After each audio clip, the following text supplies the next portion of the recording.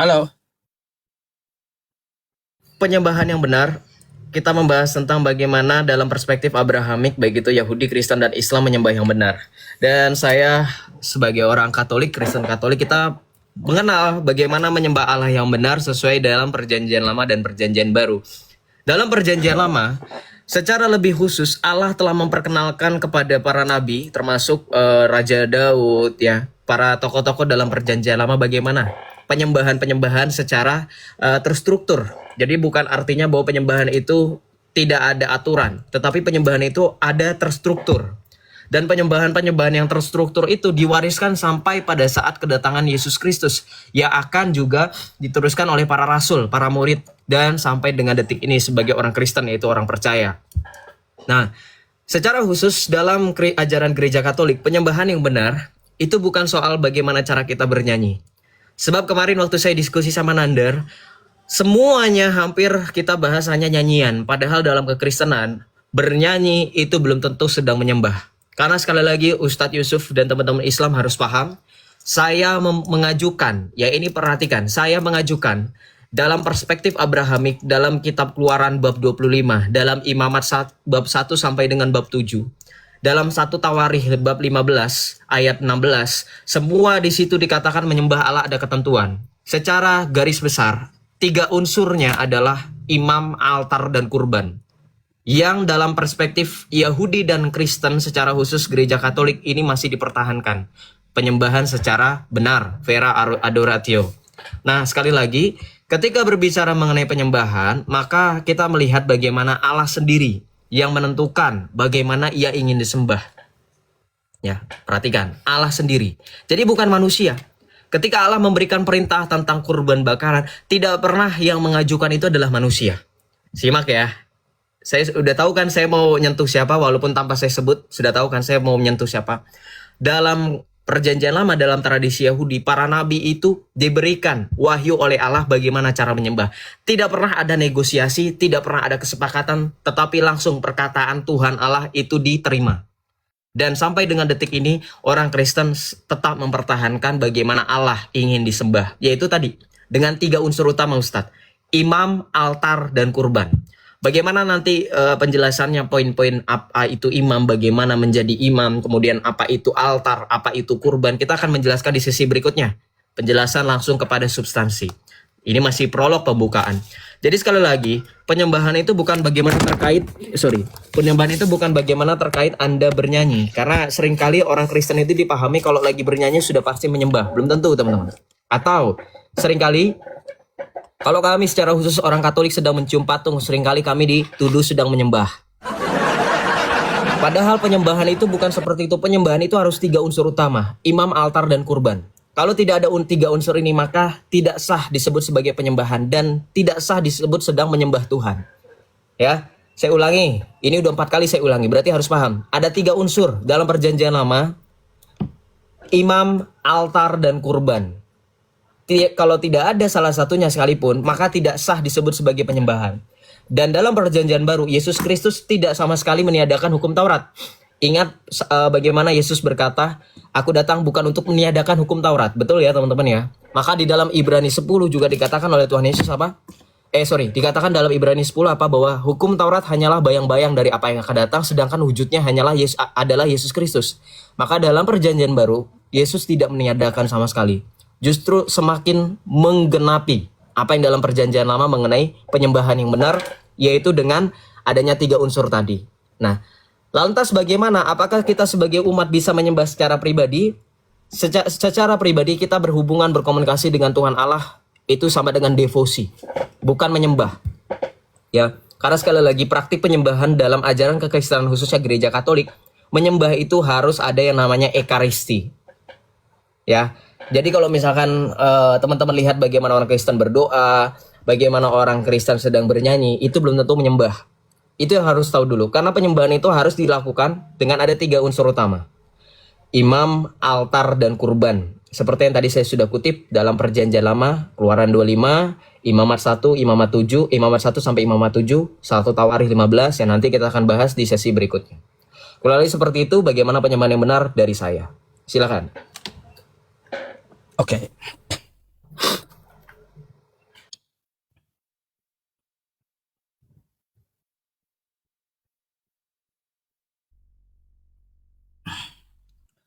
Oke teman-teman semuanya, Assalamualaikum warahmatullahi wabarakatuh. Bagaimana penyembahan di dalam agama Islamnya?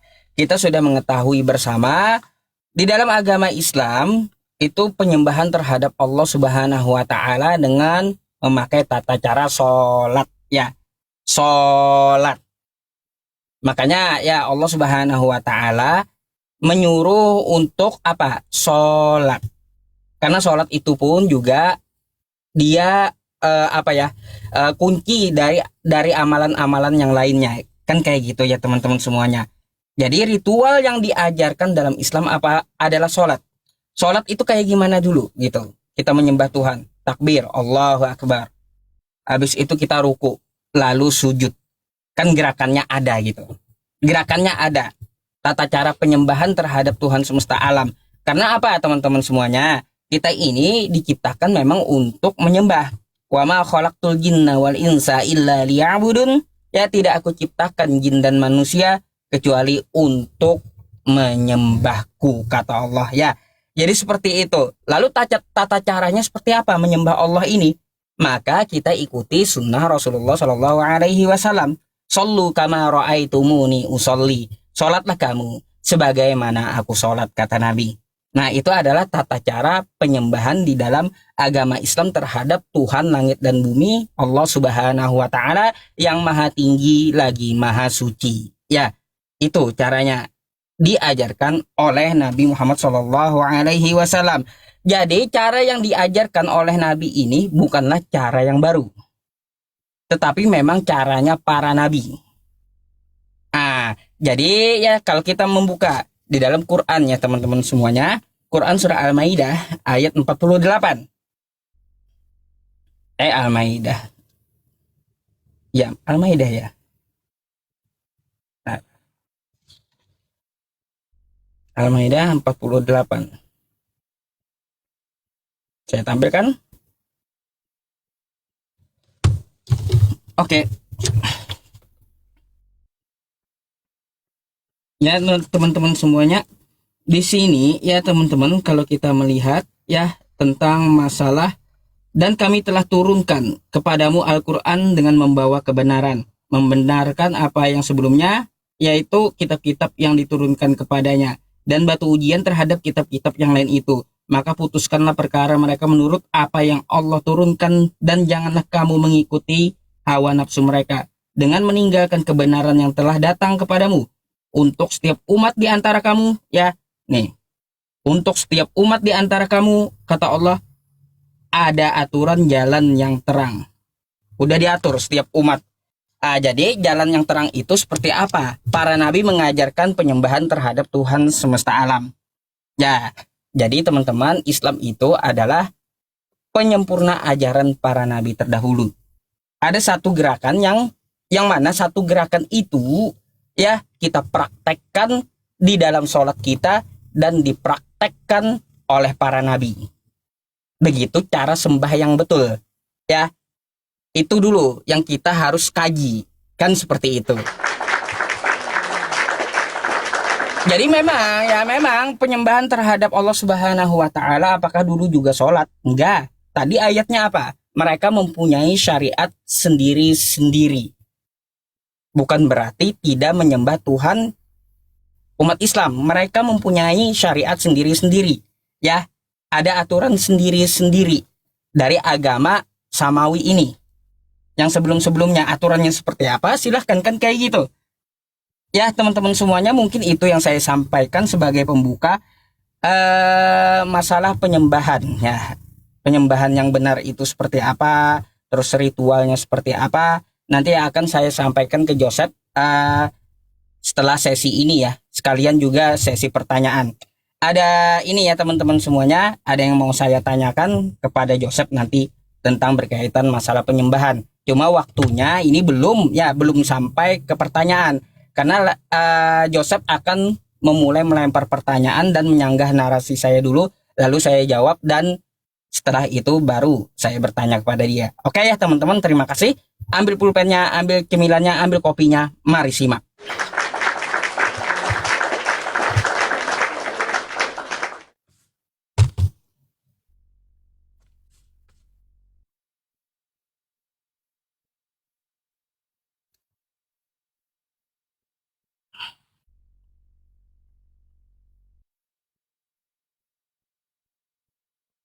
Mana ini? Belum muncul. Oke, ya baik. Terima kasih ya. Ustadz Yusuf sudah memberikan gambaran apa-apa dan ternyata kesimpulannya sama seperti Nandar, saya tidak mendapatkan apa-apa. Jadi begini Ustadz Yusuf, tadi ada beberapa poin yang saya catat.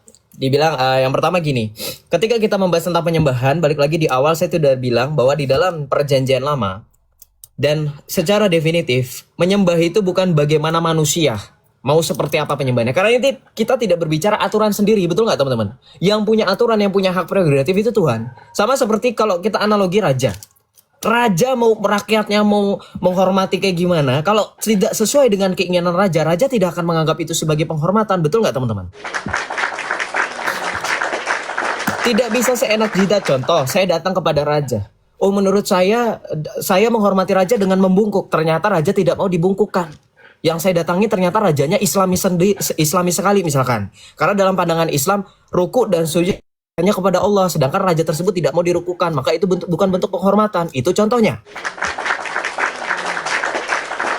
Jadi bagaimana Allah mau disembah, ini harus dari Allah sendiri, nggak bisa dari manusia. Contoh, saya ambil dalam perjanjian lama, ketika Tuhan Allah berfirman kepada Musa dalam perjanjian lama, Keluaran 25, bahwa Musa sendiri diperintahkan oleh Tuhan Allah untuk membangun membangun kemah suci, untuk melakukan persembahan. Inilah akar kata menyembah, yaitu persembahan. Ya, menyembah Tuhan. Bagaimana Allah berfirman kepada Musa dengan adanya kemah suci. Ya, kemudian di dalam kemah suci ini jangan lupa bahwa ada meja sajian. Engkau harus membuat meja dari kayu. Ini yang disebut dengan altar, Ustadz. Nah, kemudian juga ada kemah suci. Ya, nah perhatikan, semua ini adalah aturan. Bahkan kalau kita buka dalam kitab Imamat, contoh di dalam Imamat 1, setelah Tuhan Allah di dalam Keluaran memerintahkan bagaimana cara menyembahnya dengan cara membangun kemah suci, maka di dalam Imamat ini Tuhan kemudian melakukan yang namanya perintah untuk bagaimana caranya melakukan kurban, memanggil Musa lagi, bagaimana caranya menyembah, yaitu dengan adanya kurban bakaran. Ada kurban sajian. Lengkaplah tadi 3 unsur utama saya, yaitu imam, altar, dan juga kurban. Ya, dan inilah yang ada di dalam prinsip kekristenan, terutama gereja Katolik. Kalau dalam gereja Katolik ini ada semua, ya. Kalau kita lihat perayaan Ekaristi itu ada semua, ada imam, ada altar, ada ya. Contoh perayaan Ekaristi, ya. Perayaan Ekaristi itu Ustadz Yusuf dan teman-teman semuanya itu mencakup 3 hal yang tadi yang ada dalam perjanjian lama. Ya. Lihat di sini saya tampilkan datanya. Dalam perspektif gereja Katolik ini yang ada. Semuanya lengkap dalam perjanjian lama juga tetap masih ada. Karena namanya penyembahan itu tidak akan berbeda-beda. Yang namanya ketentuan Allah itu tidak berbeda-beda. Allah mau disembah seperti ini ya seperti itu. Nah inilah imam. Seorang imam. Kemudian altarnya. Ya, kemudian altar, dan inilah kurban yang dipersembahkan, yaitu Yesus Kristus sebagai satu-satunya kurban yang tidak bercacat dan tidak bercela. Ini adalah penyembahan yang sempurna, yaitu perayaan Ekaristi. Inilah bagaimana yang disebut dengan penyembahan secara Abrahamik dalam perspektif kekristenan yang adalah keberlanjutan dalam Yahudi. Nah sekarang saya mau bertanya, kalau tadi Ustadz bilang katanya dalam Islam, dalam surah Al-Ma'idah 48, bahwa cara para nabi terdahulu adalah juga sholat. Saya mau bertanya, apakah sholat nabi-nabi terdahulu sama seperti Muhammad, sama seperti Islam sekarang? Kalau sama, saya minta datanya seperti apa? Karena sekali lagi tadi Ustadz sempat bilang, oh ada caranya masing-masing. Tapi ya saya nggak tahu caranya seperti apa. Itu harus ada datanya. Sementara tadi saya sudah bilang, yang namanya penyembahan itu tidak boleh dari aturan sendiri-sendiri. Harus dari Tuhan Allah yang memerintahkan. Sementara kalau dalam Islam, kita lihat dalam narasi di sini, pada mulanya Islam itu sholat 50 kali, teman-teman. Bukan 5 kali. Awalnya Nabi Muhammad mendapatkan perintah dari Allah bukan 5 kali, melainkan 50 kali. Tetapi ternyata ketika Nabi Muhammad bertemu dengan Nabi Musa, meminta untuk kembali kepada Allah dan meminta keringanan. Ini kan artinya kurang ajar. Masa manusia mau mengatur Allah? Ini bagaimana? Cerita ternyata utusan bisa mengatur atasan gitu loh. Kalau mereka kan bilang Yesus hanya utusan. Utusan tidak lebih besar daripada yang mengutus. Loh ini ternyata bisa, utusan itu bisa mengatur atasan. Kalau teman-teman yang hidupnya atau mungkin bekerja dalam lingkup militer atau semacamnya, mana bisa? Kalau atasan sudah memberi perintah, bawahan itu sudah tinggal siap melaksanakan, tidak ada yang namanya protes apalagi sampai merevisi. Tapi dalam Islam ternyata bisa direvisi. Silakan nanti tolong dijelaskan. Terima kasih.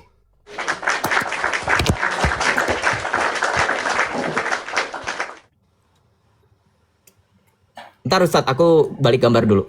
Bisa, agak lama. Bentar.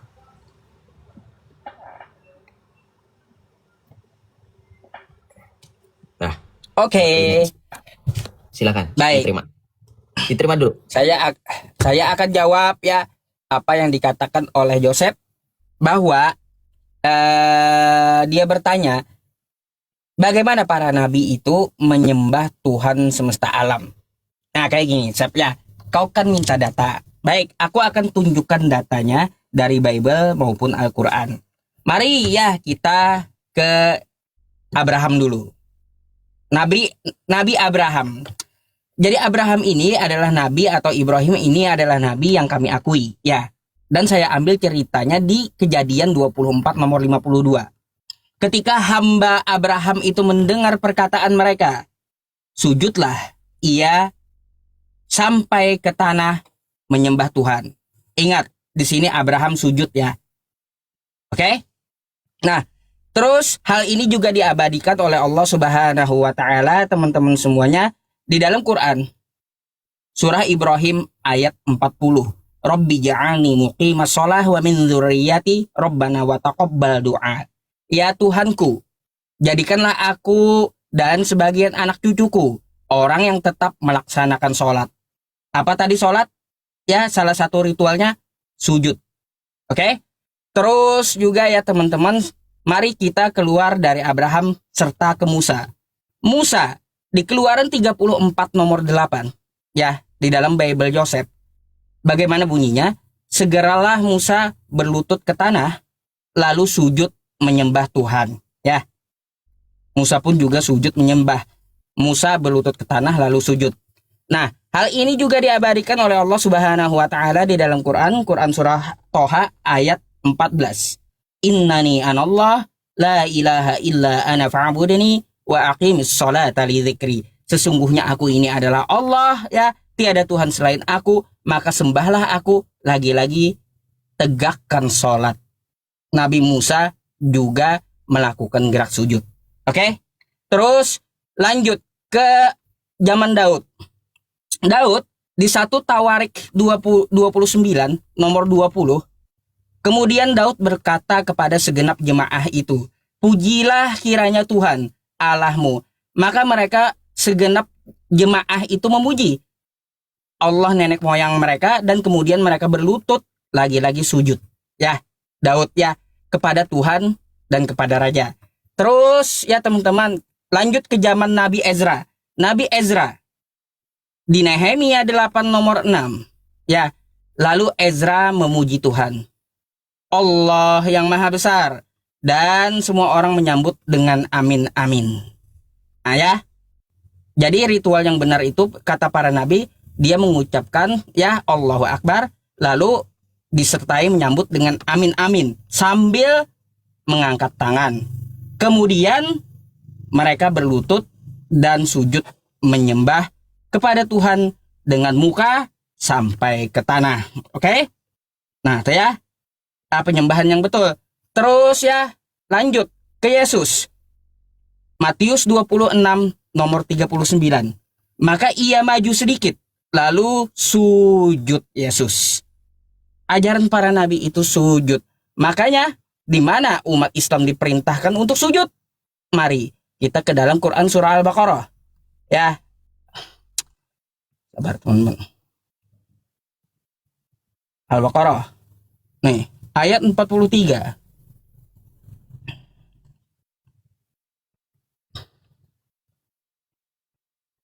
Mana sih? Sabar. Al-Baqarah 43 ya. Saya hanya menyampaikan sedikit. Intinya kayak gini ya teman-teman semuanya. Penyembahan yang benar itu ya, nanti saya tampilkan aja ya. Al-Baqarahnya nanti saya tampilkan. Jadi penyembahan yang benar itu kawan-kawan semuanya, ritualnya itu yang diajarkan oleh para nabi, satu pegang dulu ya, yang ritualnya bersujud. Oh nanti kan ada pula alasannya ya. Jadi ada di luar Islam juga bersujud. Nah, kalau sama-sama bersujud, bagaimana tata cara yang di luar agama Islam? Apakah sama atau tidak? Kan kayak gitu. Apakah yang disembah sama atau tidak? Itu pula kita bahas nanti. Tapi di sini penekanannya cara beribadah kepada Tuhan itu yang betul menurut para nabi itu adalah dahi sampai ke tanah, yaitu sujud. Agama mana yang melakukan sujud? Silahkan dinilai. Ya, itu jawabannya. Ya, Sep ya. Silakan. Aku nggak nanya dulu.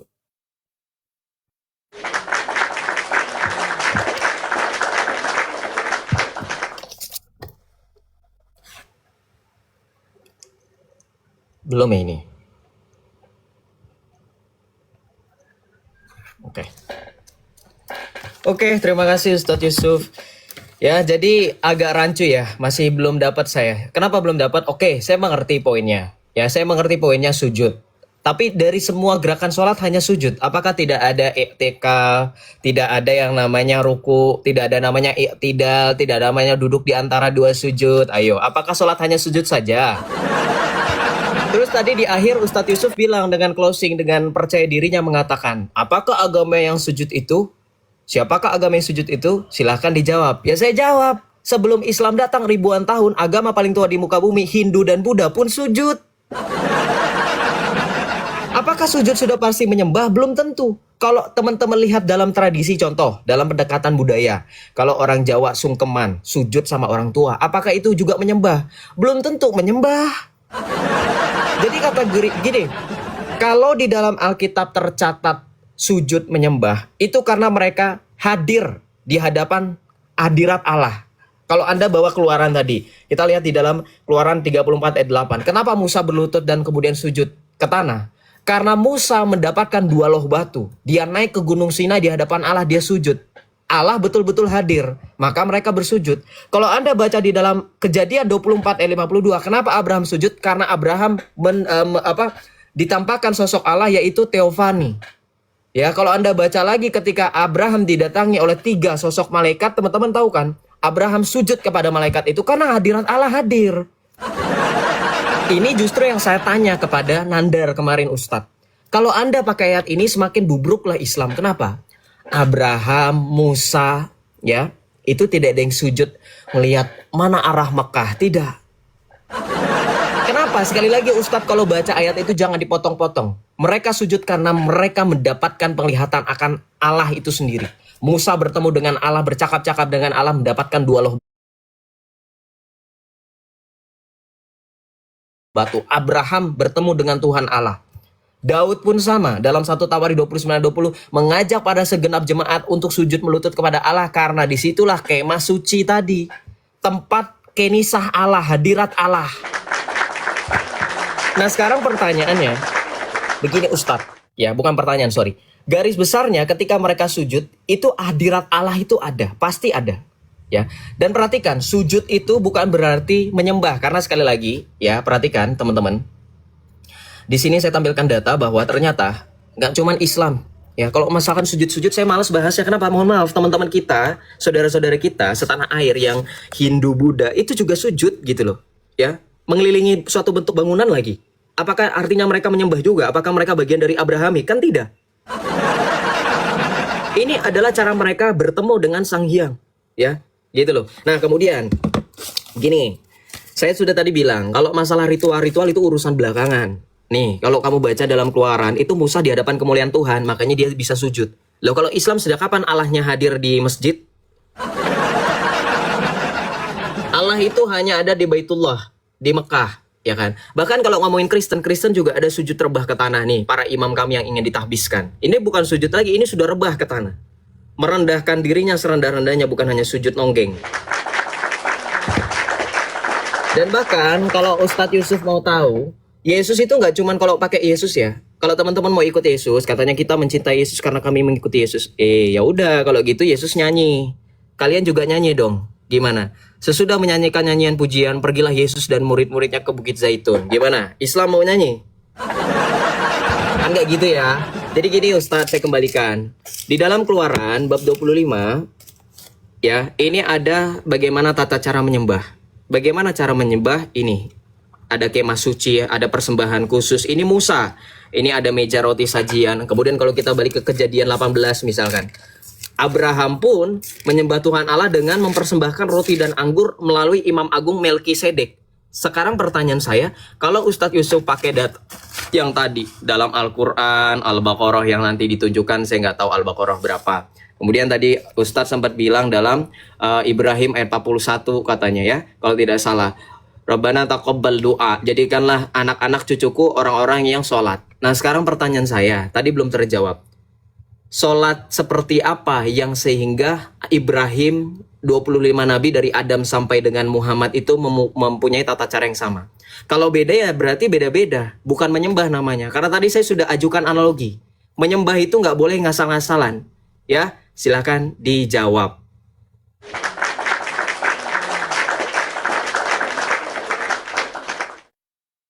Bentar.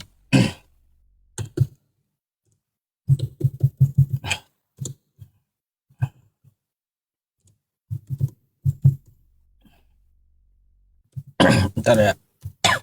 Belum waktunya. Ya. Oke ya teman-teman semuanya. Pertanyaan Joseph dulu yang saya yang saya jawab. Pertanyaannya, apakah para nabi sujud seperti orang sholat sekarang? Kan kayak gitu. Harus ada Allahu Akbarnya dong. Terus juga harus ada tahiyatnya dong. Kan kayak gitu. Harus ada ruku. Itu semua ada aturannya ya kawan-kawan. Kalau kita merujuk ke dalam Quran surah Al-Baqarah ayat 43 ya teman-teman semuanya. Di sini kita diperintahkan untuk tegakkan sholat ya. Lalu tunaikanlah zakat dan rukuklah beserta orang-orang yang rukuk. Oke? Ini ayatnya. Perintah untuk sholat gitu. Jadi diperintahkan untuk sujud dan rukuk. Saya agak heran dengan Joseph. Katanya tadi ngajak saya bahasan tentang masalah iman yang agamanya Abrahamaik. Kok Hindu Buddha di bawah gitu? Itu yang saya bikin heran. Coba ada nggak yang katanya agama dari Abrahamaik yang juga ikut sujud? Setahu saya ya itu hanya Kristen Ortodok. Oke? Kristen Ortodok dan itu mereka ya melakukan ibadahnya dengan cara bersujud. Makanya saya bilang, ya, kalian menyembah yang mana dulu? Itu yang akan kita bahas. Makanya maunya larinya ke konsep ketuhanan. Kalau kita kan menyembah Tuhan semesta alam. Nah, penyembahan yang dilakukan oleh para nabi dengan cara sujud tersebut, apakah ketika para nabi itu menyembah langsung nongol Tuhannya? Kan kagak. Maunya Joseph kayak gitu. Tuhan ada di masjid langsung, kan gitu. Di dalam masjid. Maunya dia doang, teman-teman kayak gitu kan. Harus kelihatan tuh Tuhan bagi Joseph mungkin kayak gitu ya. Jadi carikan yang Abrahamaik kawan ya. Sujud. Aku mau bertanya samamu nanti nih ya. Coba kita buka dulu. Kau buka jelaskan Nehemia 8 nomor 6. Nih, aku mau bertanya.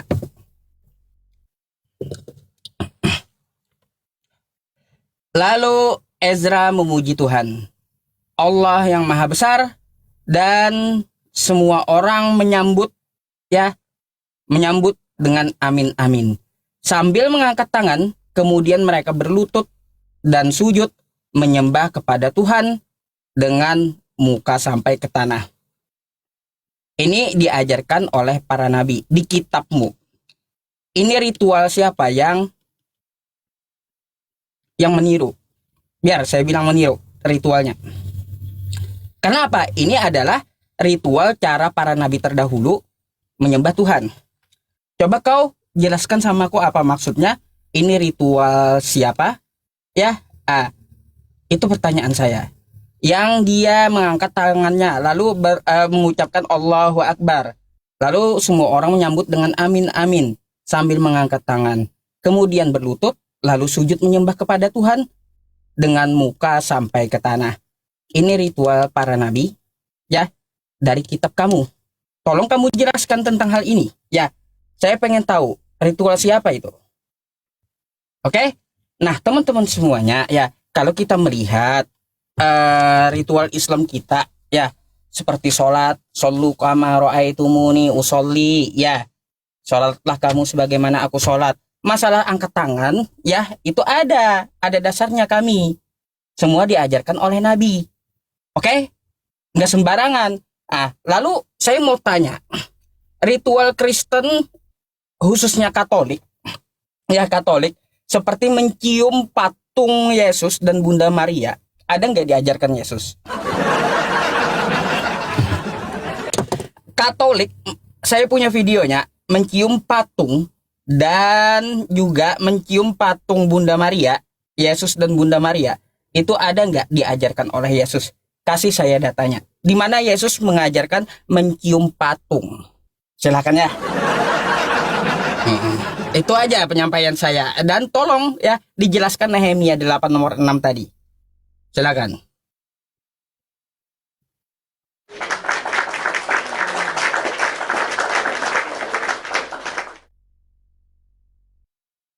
Aku ambil air minum dulu ya, Sep ya. Sambil ini aku dengar di handset. Diterima dulu tapi bentar dulu sebelum ini. Oke. Biar berjalan waktunya.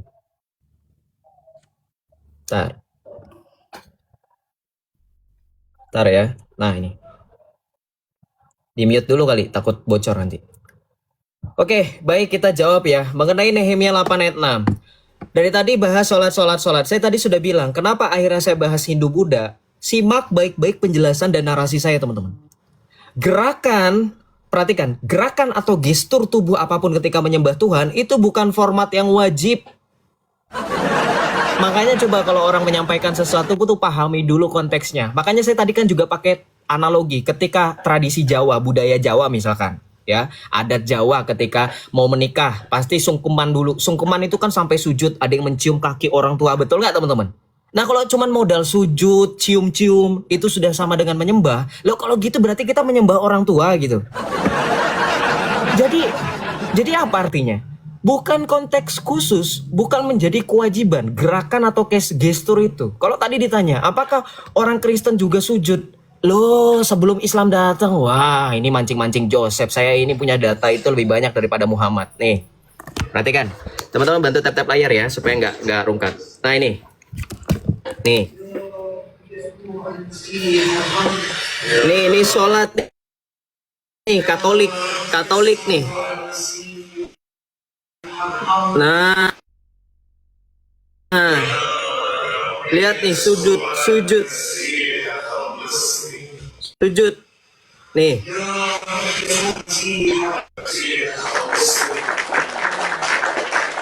Ini sakramen Maha Kudus. Mereka sujud 600 tahun setelah Katolik kopi tara bagaimana kami berdoa khususnya dari Ordo Maronite. Dari Ritus Maronit. Lalu sekarang tadi dipertanyakan, kita kan lagi bahas Abrahamik, kenapa jadi Hindu dan Buddha? Makanya jangan bahas gerakan. Kan tadi saya sudah bilang, gerakan itu bukan menentukan cara bagaimana beribadah. 3 unsur utama ini dari kemarin Nandar pun nggak berani nyentuh. Betul nggak teman-teman? Betul nggak Kak Mila dan teman-teman semuanya yang nonton kemarin?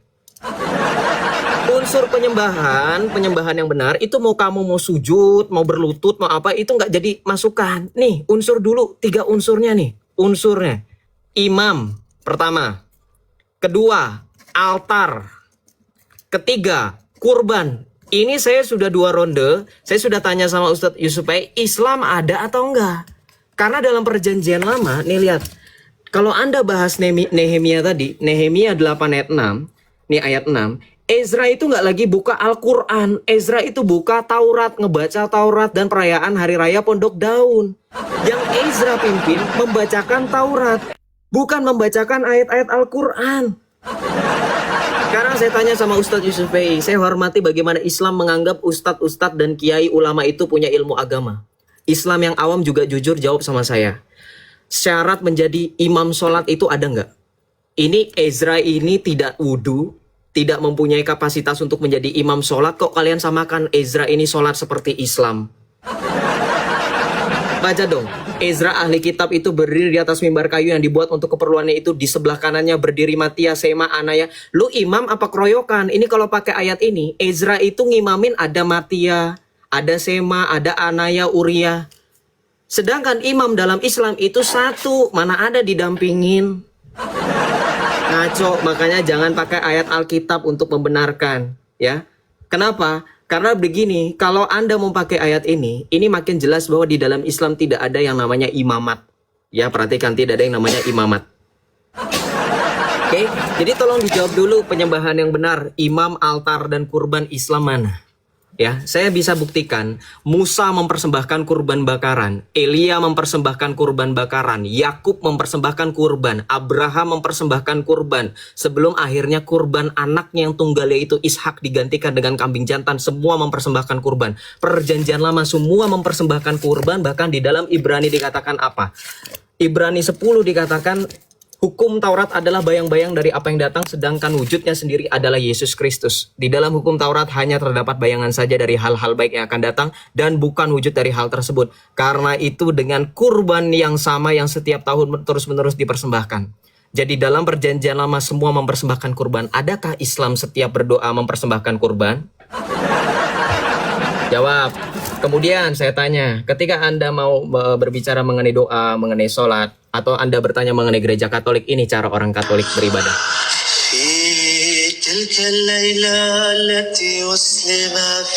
Ya, karena waktunya nggak cukup, nanti tambahan. Jadi tolong dijawab dulu tadi, sholat itu bagaimana? Apakah mereka sama seperti Muhammad sholatnya? Silahkan dijawab.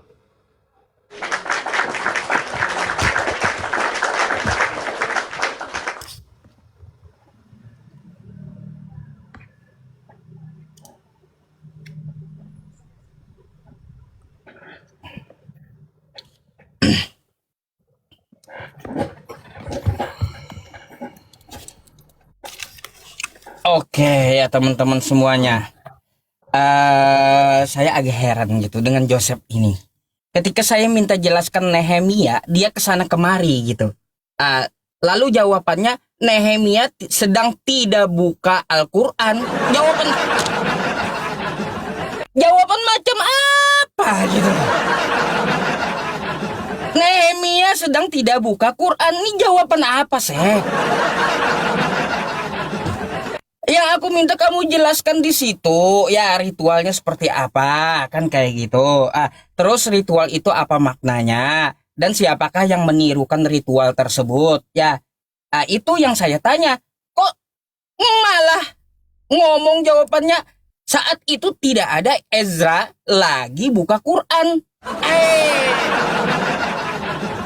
Mana jawabannya? Kan kayak gitu. Terus terkait dengan cara, kata Joseph. Cara. Tadi, kalau kamu menghadap seorang raja, dikatanya kan ya di depan tadi, di bagian apa? Di bagian opening, kalau kamu menghadap raja, raja itu maunya menyembah caranya seperti apa? Kan kayak gitu, baru dia berkenan. Kan seperti itu. Kalau dia sujud, raja itu tidak berkenan, ya nggak mau kan raja. Artinya penting kan ritualnya. Nah, pertanyaannya, ritual cium patung pun mana penjelasannya? Iya, adakah para nabi atau Tuhan semesta alam mewahyukan mana dalilnya mencium patung kan gitu? Itu yang saya tanya kawan ya. Dari tadi itu yang saya tanya. Gini aja ya, saya nggak mau buang-buang waktu saya ya kawan-kawan. Saya pengen dengar jawaban Joseph seperti apa. Kalaunya masalah bakaran korban itu bukan ibadah wajib ya. Bukan ibadah wajib dalam Islam. Korban ada gitu. Yang kita bahas ini penyembahan. Tata caranya, ritualnya, bahkan apa yang disembah. Kan kayak gitu poin kita. Tata caranya seperti apa. Lah coba, adakah ritual yang diajarkan oleh Yesus? Karena Yesus itu utusan Bapa agar mencium patung. Itu dipikir gitu ya. Dipikir gitu. Kayak gimana? Katanya kan pengikut Yesus. Seharusnya Anda mengikuti Yesus kawan. Nah, ini berkaitan tentang yang tadi teman-teman. Saya masih agak heran sama Joseph ini. Masa nggak bisa dia ngejelasin Nehemia 8 nomor 6 ini? Lalu Ezra memuji Tuhan Allah. Allah yang maha besar. Ini kitab Kristen ya. Dan semua orang menyambut dengan amin amin. Sambil mengangkat tangan. Kemudian mereka berlutut dan sujud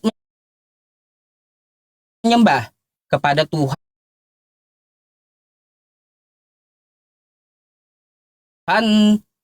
dengan muka sampai ke tanah. Ini siapa yang melakukan? Adakah dilakukan oleh Kristen? Tadi ritualnya Joseph mau membuktikan dengan video potongan. Kagak ada nih ritualnya yang kayak gini Kristen. Gak ada. Gak ada, Sep.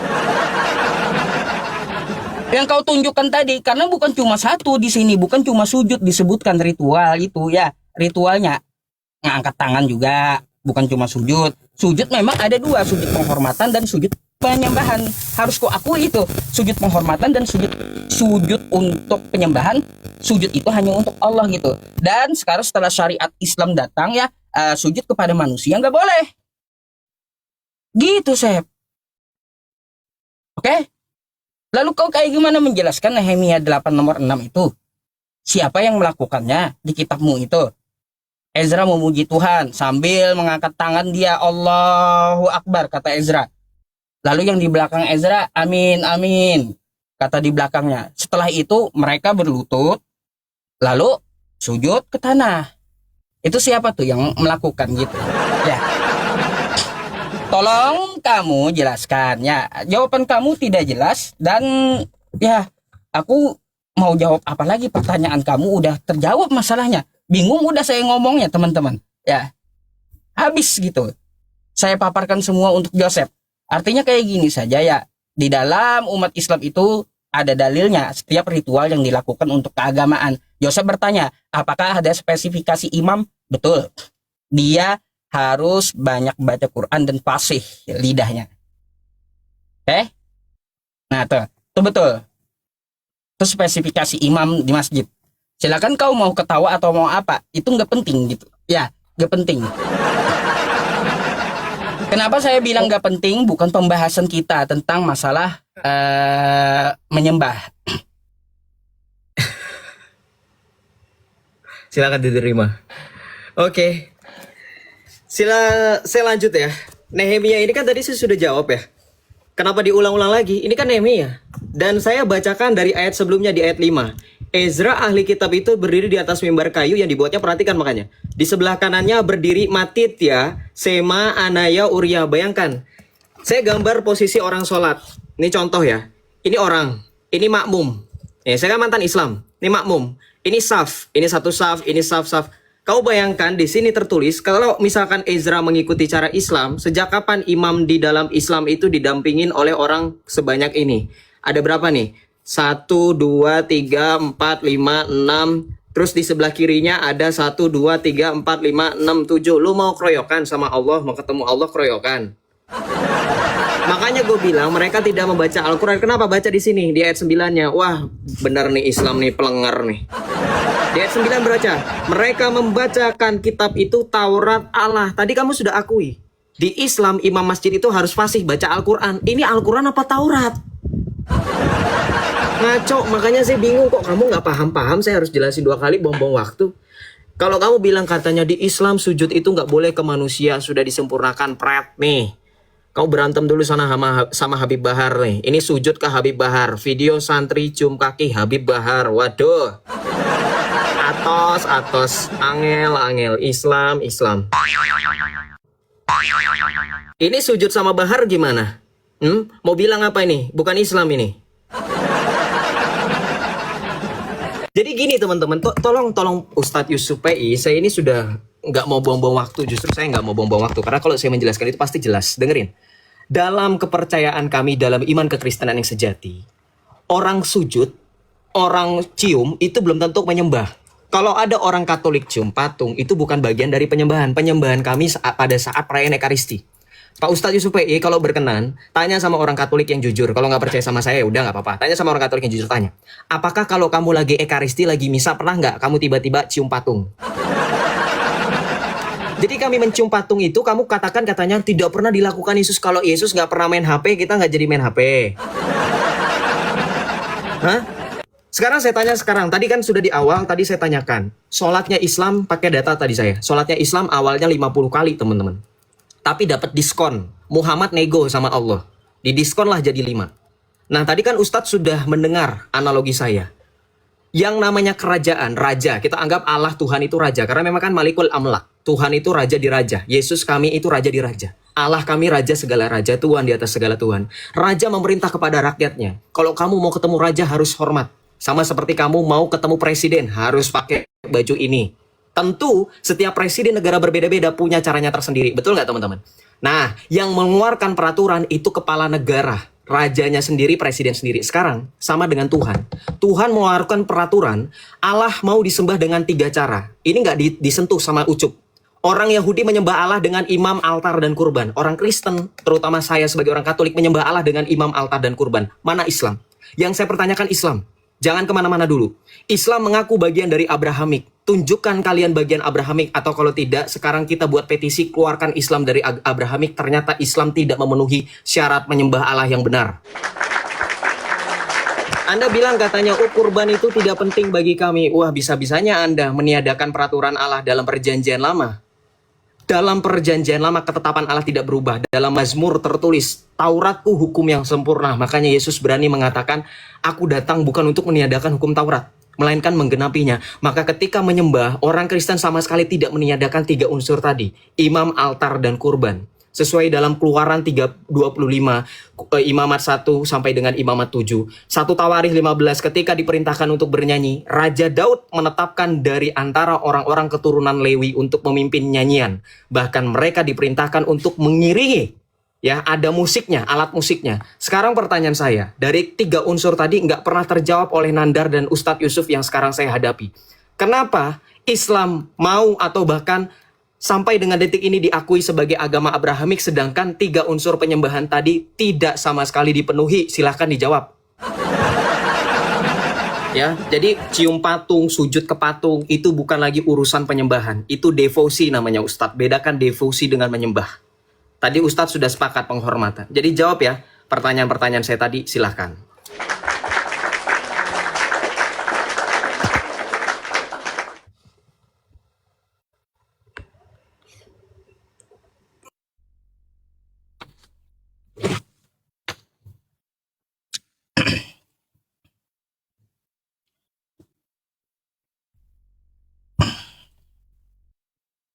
Oke teman-teman. Padahal kan tadi saya sudah mengunci Joseph pakai Al-Maidah ayat 48. Kan gitu. Setiap umat di antara kamu, ya, kami berikan aturan dan jalan yang kamu jadikannya satu. Ya, kayak gitu. Jalan. Mana nih? Jadi di sini saya ya, nih Al-Maidah 48 tadi udah aku bilang samamu, ya, untuk setiap umat di antara kamu kami berikan aturan dan jalan yang terang sekiranya Allah menghendaki. Tuh. Jadi Sep, ya, bukan seperti para nabi itu sholat seperti umat Islam, enggak, mereka punya syariat tersendiri gitu. Perlu kamu tahu itu. Terus jawabannya kenapa? Kamu menjilat liur kamu sendiri. Enggak kamu bahas lagi tata cara penyembahan seperti apa. Kalau tidak sesuai tata caranya, maka Tuhan tidak akan berkenan. Sebagaimana kata kamu, ya, seorang raja yang datang tadi. Bagaimana cara menyembah rajanya? Kalau rajanya nggak berkenan, caranya seperti itu, maka ditolak. Kan gitu. Artinya cara penyembahan itu penting. Nah, apakah seperti ini, Sep? Ya, penyembahan terhadap Tuhan kalian. Mohon maaf nih ya, saya harus tampilin gitu. Nah, apa kayak gini?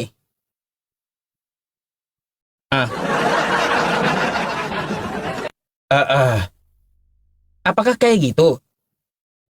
Apakah tidak dilakukan seperti Yesus yang sujud, yang mengangkat tangan tadi seperti para nabi? Aduh, ya teman-teman semuanya. Kayak gitu, Sep.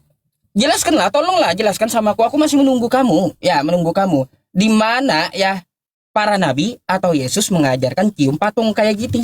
Ya, kayak gini. Karena ritual ibadah masalahnya.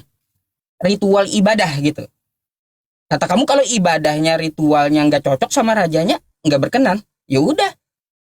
Ritualnya kamu jelasin kayak gimana? Apakah harus seperti ini? Cium patung itu apakah dari Yesus? Ada. Heran saya teman-teman, nggak dijawab terus pertanyaan saya nunggu-nunggu dari tadi gitu loh. Ya, tentang masalah hal itu. Makanya saya belum maju-maju teman-teman untuk mempertanyakan hal yang lainnya. Nah, di dalam Katolik ada ekaristi, yaitu iman Anda. Terus masalah altar, kurban, ya. Kurban ada dalam Islam. Kan kayak gitu. Yang kita bahas ini bukan masalah kurban. Ya, kalaunya masalah kurban antara kurban Yahudi dan kurban Islam. Kalau kamu mau bahas. Terus juga ya, kalau kamu mau bahas ritual, bukan masalah kepenebusan dosa, bakaran, bukan, tapi prakteknya kayak gimana? Itu pembahasannya. Kan yang kita bahas itu penyembahan kan? Kenapa kok bahas bakaran? Kalaunya masalah korban bakaran, di Islam juga ada kurban. Yang kita bahas ini ritual ibadah. Gitu loh. Kamu kesana kemari saya lihat dari tadi. Sampai-sampai dibilang Ezra tidak membawa Al-Quran, tidak buka Quran.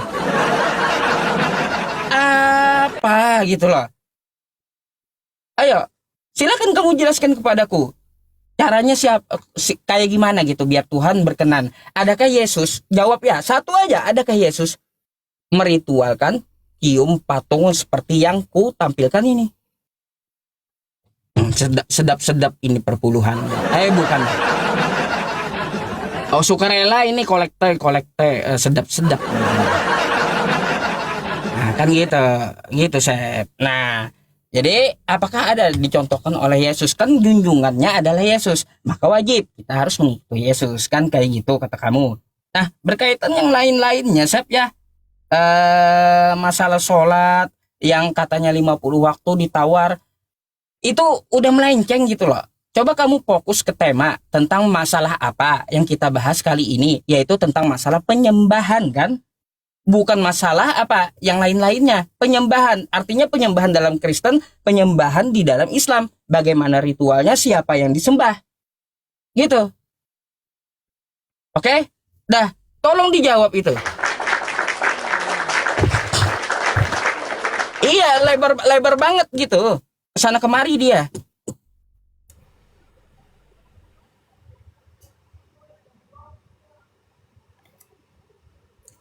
Dah, nggak dijawab ya tadi ya tentang video Habib Bahar, nggak dijawab, tapi nampilin video ya, sudah saya bantah tapi nggak apa-apa. Silahkan di mute ya, terima. Oke, kamu nampilin video cium patung Yesus katanya. Itu saya tadi sudah bilang, bukan penyembahan. Penghormatan, ngerti nggak penghormatan? Jadi saya jelaskan konteks video itu. Yusuf PI tolong dengar. Itu pada saat ibadat Jumat Agung. Nanti di bulan April, perkiraan bulan April biasanya Jumat Agung. Itu ibadat penghormatan. Penghormatan, bukan penyembahan. Kalau kami pun mencium salib, gak ada orang Katolik satupun. Saya minta data ya.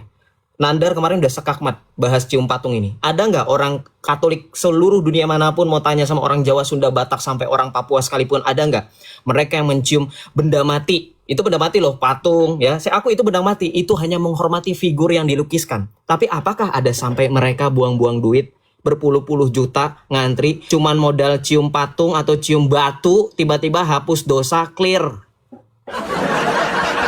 Nggak ada. Dan perhatikan, saya tampilkan data. Nih, kalau di gereja Katolik itu jelas.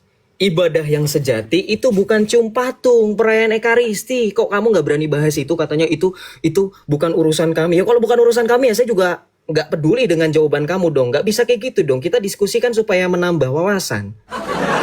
Nih, ya. Cara kehadiran Kristus dalam rupa Ekaristi bersifat khas. Kehadiran itu meninggikan Ekaristi di atas semua sakramen, bahkan di atas semua sakramen. Dalam iman kekristenan, Ekaristi itu paling utama. Artinya apa? Ini penyembahan yang sempurna Ekaristi, bukan cium-cium patung. Tadi kan saya di awal sudah bilang. Ini Islam lain, gata lain yang digaruk ini. Ya. Kemudian saya jawab tadi Al-Maidah ayat 40. 8 bilang katanya bahwa maka putuskanlah mereka dalam aturan. Kemudian apa? Untuk setiap umat di antara kamu kami berikan aturan dan jalan yang terang. Loh, setiap umat diberikan aturan. Iya, yang menurunkan aturan siapa, Pak Ustadz? Kami di sini siapa? Allah. Pernah nggak ketika diturunkan aturan umat-umat sebelum Muhammad itu protes? Saya tanya, jujur. Pernah nggak di dalam perjanjian lama Abraham, Musa, Yakub mempersembahkan kurban, disuruh memerintahkan untuk dibangun altar dalam Keluaran 25 ini, pernah nggak mereka protes ketika Tuhan Allah memerintahkan mereka untuk membangun altar dan mempersembahkan kurban, teman-teman? Mereka nggak protes, betul nggak teman-teman? Mereka nggak pernah negosiasi. Yang negosiasi itu Muhammad, katanya udah ngelebar. Loh, kan ini tata cara ibadah kalian, menyembahnya kalian ya sholat, gimana sih? Menyembahnya kalian sholat. Makanya saya komentari, saya kritisi, sholat ini tidak pernah datang dari Tuhan, tapi dari manusia, yaitu Muhammad. Kalau dari Tuhan, kalau dari Allah, Allah itu maunya disembah 50 kali. Namun awalnya Nabi Muhammad mendapatkan perintah dari Allah bukan 5 kali, melainkan 50 kali. Maka ketika Muhammad negosiasi meminta keringanan, pertanyaan saya, kalau kamu mengutip tadi di sepanjang ronde-ronde sebelumnya, saya catat kamu mengutip Abraham. Ini kan tanda tanya besar. Teman-teman sempat perhatikan nggak? Dia baca Kejadian 24, dia baca Keluaran, dia baca dalam Nehemia, dia baca dalam 1 Tawarikh. Pernah nggak Allah yang memerintahkan mereka untuk bersujud? Uniknya Pak Ustadz Yusuf PI, ketika Anda membaca ayat itu, Abraham, Daud, Ezra, siapa lagi? Mereka semua sujud karena kehendak mereka sendiri. Artinya apa? Itu alam bawah sadar. Tidak pernah diperintahkan oleh Tuhan Allah. Sujudlah kamu. Beda. Poinnya saja sudah beda. Tetapi Islam disuruh sujud, katanya di Al-Quran disuruh. Padahal Allah itu memerintahkan bukan untuk sujud, tetapi membangun kemah suci dalam Keluaran. Mempersembahkan kurban bakaran. Bukan untuk sujud. Kenapa? Karena gerakan itu bukan tata cara yang wajib. Mau sujud, mau berlutut, mau berdiri, itu cara berdoa penyembahan 3 unsur tadi. Ustadz tidak jawab. Nih, 3 unsur penyembahan. Imam, altar, dan kurban ini kemana? Islam tidak ada. Tolong dijawab. Ini yang jelas-jelas diperintahkan Tuhan Allah. Ini dalam 1 Tawarikh. Ini altar dan kurban, ini Keluaran. Dalam imamat ini ada. Kalau sujud tadi, kalau Pak Ustadz baca dalam Kejadian, dalam 1 Tawarikh, dalam Keluaran, itu tidak diperintahkan. Tetapi Musa, Abraham, itu mereka begitu sendiri. Karena apa? Gerakan itu tidak penting. Makanya saya tadi sandingkan dengan teman-teman kita yang Hindu Buddha. Mereka pun sujud. Jadi sujud itu belum tentu menyembah Allah. Ya, coba begini, kalau misalkan masalah cium-cium, perhatikan. Kalau masalah cium-cium, kenapa di Islam juga cium batu? Itu aja. Kalau kami cium patung itu hanya sekedar devosi, penghormatan. Ya, dari tadi pertanyaan saya juga nggak dijawab-jawab tentang Habib Bahar, tentang sholat. Ya, nggak dijawab-jawab ini. Gimana Ustadz?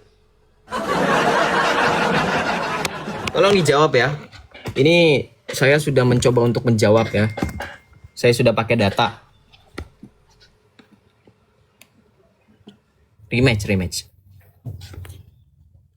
Oke, saya catat beberapa. Ya, saya mau tanggapi dulu yang akhir ini tentang masalah Habib Bahar. Kita lagi bahas persembahan kepada Tuhan, bukan Habib Bahar yang dibahas. Oke. Ngapain gibahin orang? Ya, gibahin orang. Saya nggak tahu urusan, nggak tahu gitu. Ngapain kau bawa Habib Bahar? Di sini kita sedang berdiskusi, bukan sedang bergibah gitu. Itu pertama. Ya. Yang kedua, masalah sholat. Ini juga lari dari konteks yang kita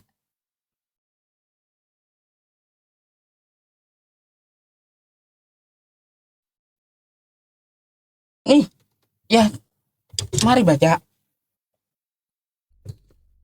Wa aqimus sholata wa atuz zakata warka'u ma'ar raki'in. Dan dirikanlah sholat, tunaikanlah zakat, dan rukuklah beserta orang-orang yang rukuk. Kan gitu. Ada perintahnya untuk sholat gitu. Untuk mendirikan sholat, untuk rukuk, untuk sujud. Lalu perintah dari Yesus mana? Cium patung. Penghormatan.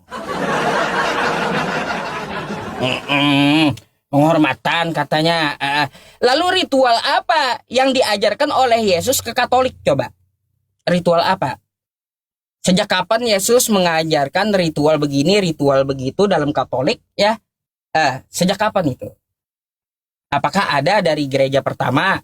Kata Yesus begini, kata Yesus begitu. Tuh, ada nggak? Cara menyembah Tuhan seperti apa? Ada nggak Yesus ngajarin? Cara menyembah Tuhan. Yesus meminta dan sujud. Cara menyembah Tuhan. Makanya saya bilang, ajaran yang benar itu adalah ajaran yang ritualnya sujud. Nah, nanti kalau ada beberapa agama, ibaratnya Kristen Ortodok kan kayak gitu, sektenya atau Islam, bahas Tuhannya, apakah sama yang disembah? Itu dulu yang kau fokuskan. Ini malah ke Habib Bahar, ke sholat, ya 50 kali tawar menawar. Apa hubungannya dengan persembahan? Kita bahas persembahan ritual dalam agama. Kau yang bawa tema, kau yang kagak paham rupanya. Terus bahas kurban lagi. Di tempat saya juga ada kurban. Ritual kurban itu ada. Ya, tapi bukan itu yang kita bahas. Yang kita bahas ini penyembahan dalam agama. Ya. Kalau di Yahudi kan korban bakaran katanya. Korban bakaran untuk apa? Menebus salah mereka. Kayak gitu saya tahu. Itu cara bertobat. Di Yahudi tahu saya. Yang kita bahas ini apa? Praktek yang diajarkan oleh Yesus di gereja Katolik. Coba. Sejak kapan pula Yesus mengajarkan ya kekatolikan? Sejak kapan? Sejak kapan Yesus mengajarkan Ekaristi? Gitu. Atau mengajarkan misa? Kapan? Itulah Asep ya, habis ini kau sekali putaran lagi ya teman-teman. Habis ini Yosef ya. Habis ini Yosef menjawab, habis itu saya dia ya closing ya. Oke, baik. Berarti 10 menit, Sep. Kamu, Sep. Oke. Habis ini. Itu aja dah. Aku nggak ngerti apa yang kamu sampaikan ya. Kurban lagi ke sholat, habis itu ke Habib Bahar, nggak ngerti itu aku. Yang ku ngerti, kita lagi bahas tata cara penyembahan terhadap Tuhan. Jangan kemana-mana. Kau selalu saja melebar gitu. Makanya ku giring lagi. Bagaimana ritual di Katolik? Harus kau buka ritual di Katolik seperti apa. Nah nih ibaratnya Yesus ya menuangkan air darah Yesus 1 liter kayak gitu. Ini kah penyembahan? Nah, kau tunjukkan kepada publik ajaran kau kayak gimana? Ini contoh Yesus ya. Kayak gitu. Isi alkohol kah atau apa kan kayak nggak tahu untuk apa, pengharum ruangan kah atau seperti apa gitu. Itu yang saya tanya. Saya pengen tahu bagaimana Katolik ritualnya di dalam gerejanya. Ada nggak dari pengajaran Yesus mencontohkannya? Kalau kita kan ada. Shollu kama ra'aitumuni usolli. Ya, jadi sholatlah kamu sebagaimana aku sholat, kata Nabi. Gitu. Udah 10 menit kau, 5 menit ini tanggapan. Tanggapi 5 menit closing. Ya.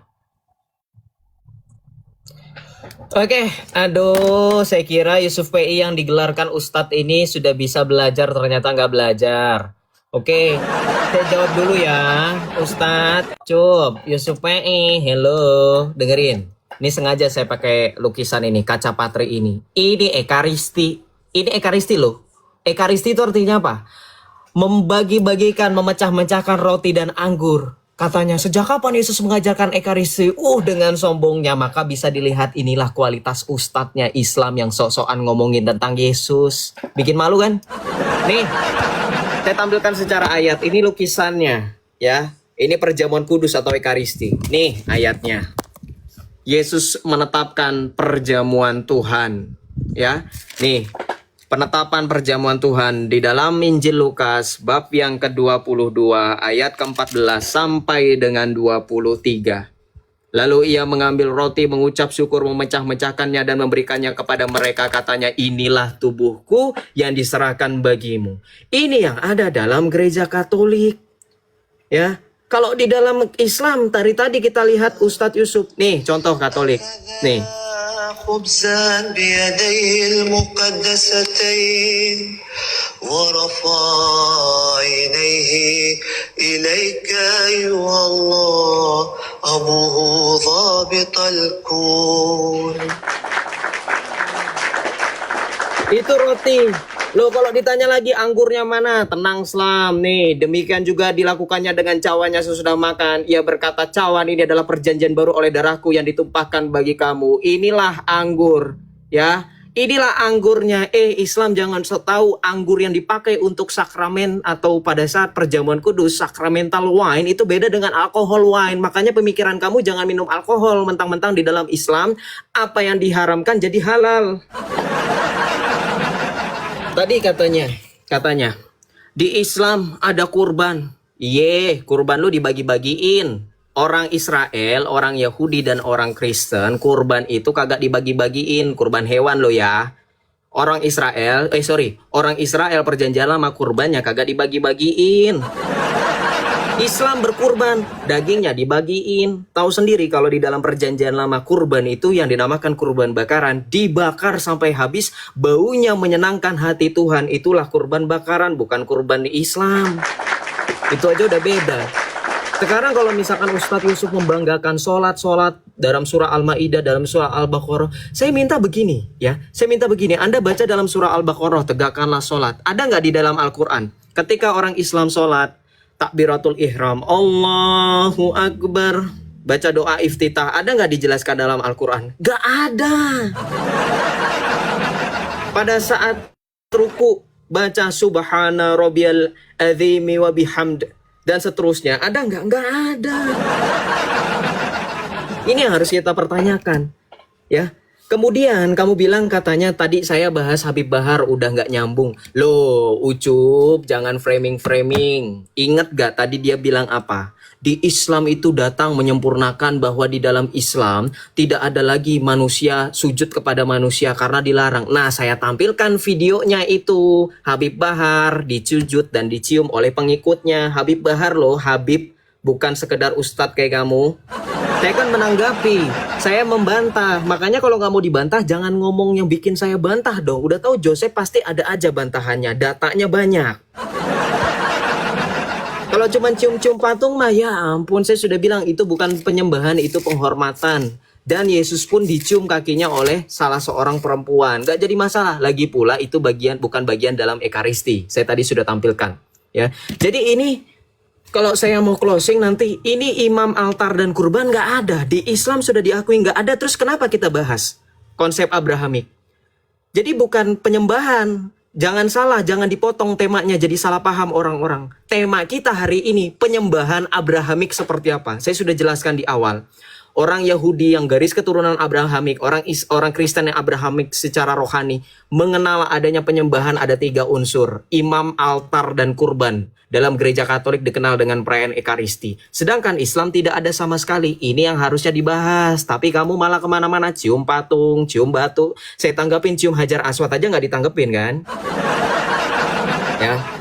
Oke. Jadi saya nggak dapat apa-apa. Sudah 2 orang, Nandar dan Yusuf PI, saya nggak dapat apa-apa. Penyembahan secara Abrahamik. Ya, jadi kita bisa simpulkan ternyata Islam bukan Abrahamik.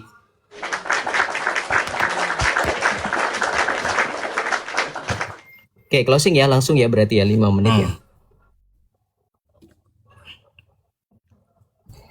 Oke, ya kita closing teman-teman, kesimpulan dari saya. Oke baik, sebelumnya saya ucapkan terima kasih banyak terutama pada lawan berpikir saya Ustadz Yusuf PI ya. Sudah mau memperkenankan untuk menjadi partner saya dalam menunjukkan ternyata Islam got nothing to do with Abrahamic. Thank you. Ya, thank you Ustadz. Jadi saya nggak perlu mengotori tangan saya, tetapi berkat bantuan Ustadz sekali lagi, Islam has nothing to do with Abrahamic. Ya. Oke, tapi setelah kita mengucapkan terima kasih, mari kita simpulkan selama beberapa ronde tadi apa saja yang saya bahas. Saya tekankan dalam tema hari ini kita membahas tentang penyembahan Abrahamik. Apa saja yang dalam perjanjian lama, kita berangkat dalam perjanjian lama. Karena Abraham dikenal sebagai tokoh dan nabi dalam perjanjian lama. Maka dalam perjanjian lama, semenjak dari mulai Abraham, diperintahkan oleh Tuhan Allah, salah satunya yang kita kenal melalui satu peristiwa, yaitu kedatangan Imam Melkisedek. Sebuah tipologi yang nanti akan digambarkan dalam Ibrani 12. Ya, Melkisedek sebagai imam yang agung mempersembahkan roti dan anggur. Dari mulai situlah kemudian berangkat sampai kepada Musa.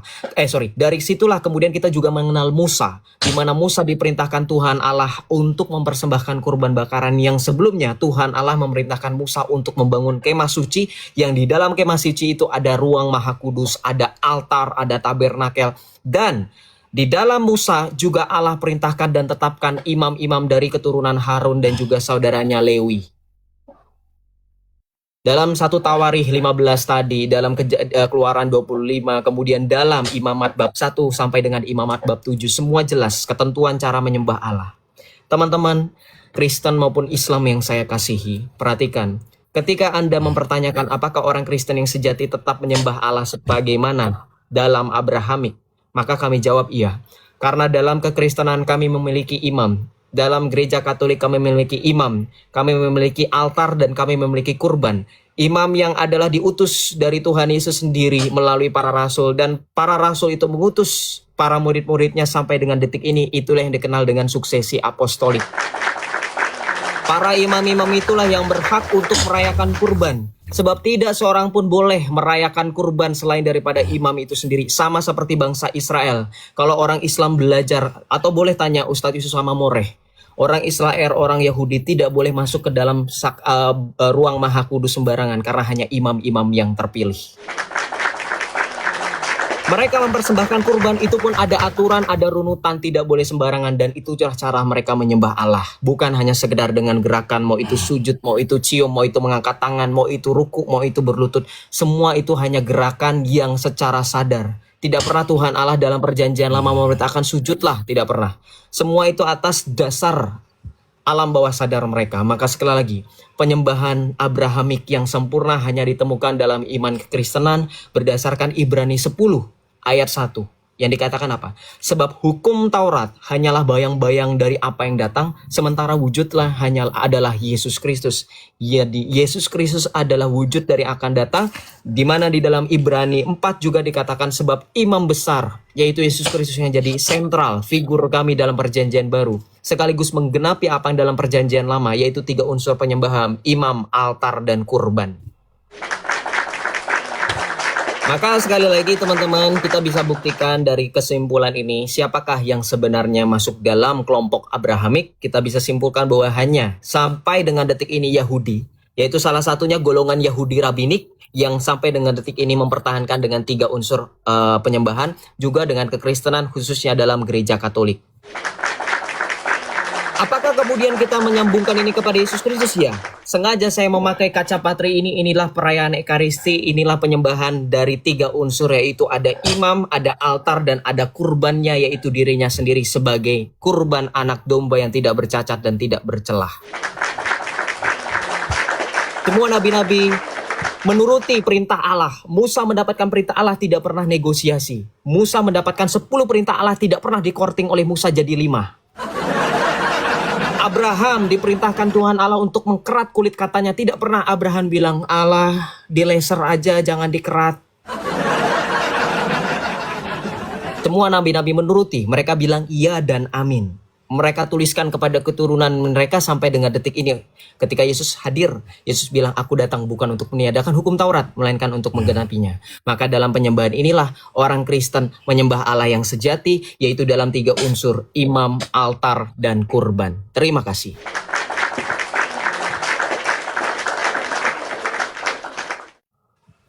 Giliran saya teman-teman closing ya.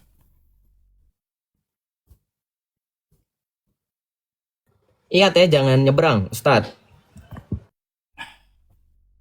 Siapa kau aja tadi ngomongin aku, makanya aku ngomongin kau aja, bukan nyebrang lagi. Kita bahas pembahasan kesimpulan akhir kan gitu closing ini. Jadi yang kita dapat dari Joseph ini nol sama sekali ya teman-teman. Dari tadi entah dia yang kagak paham ya tema yang dia bawa sendiri atau kayak gimana gitu. Ya penyembahan terhadap Tuhan. Kan kayak gitu, penyembahan. Tiba-tiba yang dibahas kurban. Nah, itu beda masalahnya. Kan kayak gitu, makanya saya kan fokus ke penyembahan yang betul seperti apa, seperti yang dicontohkan oleh para nabi. Makanya saya bawakan Bible-nya dari zaman Abraham di Kejadian 24 nomor 52. Abraham sujud sampai ke tanah. Terus juga Nabi Musa ya di dalam Keluaran 34 nomor 8. Itu dia sujud ke tanah. Di Al-Qur'an kita Abraham sujud ke tanah ada dalilnya. Quran surah Ibrahim ayat 40. Rabbi ja'alni muqimas shalah wa min dzurriyyati rabbana wa taqabbal du'a. Ya Allah ya, jadikanlah aku orang yang mendirikan sholat beserta keturunanku. Di situ kan ada ritual sujudnya, kan kayak gitu. Udah dicontohin. Terus Nabi Musa juga bersujud. Toha 14 tuh, innani anallah la ilaha illa ana fa'budani wa aqimis sholata li dzikri. Nabi Musa juga sujud. Daud sujud tadi. Nehemia di Ezra, ya Ezra di Nehemia tadi ada ritual dari para nabi yang berkata Allahu Akbar sambil angkat tangan, ya akan kayak gitu dengan pengikut-pengikutnya. Tapi karena syariatnya belum diatur, ada bersap-sap, yaitu Islam menyempurnakannya, ajaran dari para nabi gitu ya teman-teman semuanya. Termasuk ya mohon maaf ya, tuh kawan kita yang dituhankannya Yesus juga pernah bersujud gitu. Dan sampai perintahnya kepada kita. Apakah si Yesus ini sujud ya atau Nabi Isa juga sujud ini diperintahkan dalam Quran, juga diabadikan Allah Subhanahu wa taala teman-teman. Di dalam Quran surah Maryam ayat 31. Wa ja'alani mubarakan aina ma kuntu wa awsani bis-shalah wa awsani bis-sholati waz-zakati ma dumtu hayya. Nabi Isa itu juga sujud. Makanya ya Maryam 31. Makanya Yesus pun juga sujud. Datang kepada kita, maka kita diperintahkan aqimis shalah wa atuz zakah warka'u ma'ar raki'in. Maka dirikanlah sholat seperti yang dilakukan para nabi ya, dan rukuklah bersama orang-orang yang rukuk, dan sujudlah dengan orang-orang yang sujud. Kan kayak gitu perintahnya. Makanya Allah jelaskan dalam Quran surah As-Sajdah di ayat 15, innama yu'minu bi ayatina alladzina idza dzukiru biha kharru sujjada wa sabbahu bihamdi rabbihim wa hum la yastakbirun. Apabila mereka para nabi itu diperingatkan oleh firman Tuhan, ayat-ayat Allah, maka mereka akan bersujud sampai tersungkur. Tuh.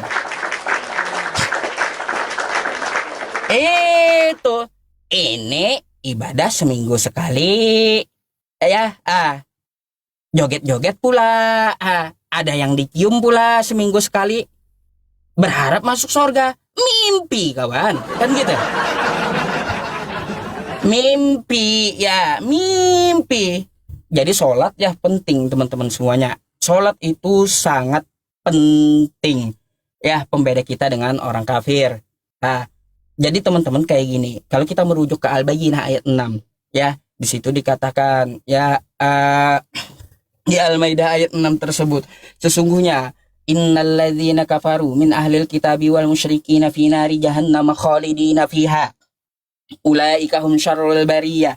Sesungguhnya orang-orang kafir dan orang-orang musyrik akan ditempatkan di dalam neraka jahanam. Mereka kekal selama-lamanya di dalam neraka. Atau ulaika hum syarrul bariyah. Mereka itu adalah seburuk-buruknya makhluk. Kenapa seburuk-buruknya makhluk kata Allah? Dia manusia diciptakan sempurna. Laqad khalaqnal insana fi ahsani taqwim. Sempurna, bisa sujud, bisa ruku. Sudah diciptakan sempurna, bisa sujud, bisa ruku kita ini. Monyet punya dahi, kita punya dahi. Monyet punya tangan 2. Kita juga punya tangan 2. Monyet juga punya 2 kaki. Ya, kan kayak gitu. Sama kita 2 kaki. Tapi monyet tidak didesain untuk sujud. Manusia didesain untuk sujud. Jika manusia tidak mau bersujud kepada Allah, maka manusia tersebut lebih buruk daripada monyet. Ya, gitu. Itu ya. Oke, Sek. Itu aja. Makasih banyak ya.